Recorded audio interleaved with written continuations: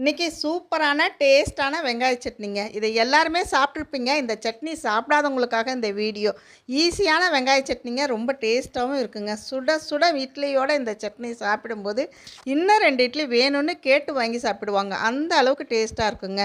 அதுவும் சின்ன வெங்காயத்தில் செய்யும்போது டேஸ்ட்டு சொல்லிக்கவே வேணாங்க. அந்த அளவுக்கு நல்லாயிருக்கும். அதில் நல்லெண்ணெய் ஊற்றி தாளிப்பு போடும்போது டேஸ்ட்டும் சரி, சட்னியும் சரி அவ்வளோ நல்லா இருக்குங்க.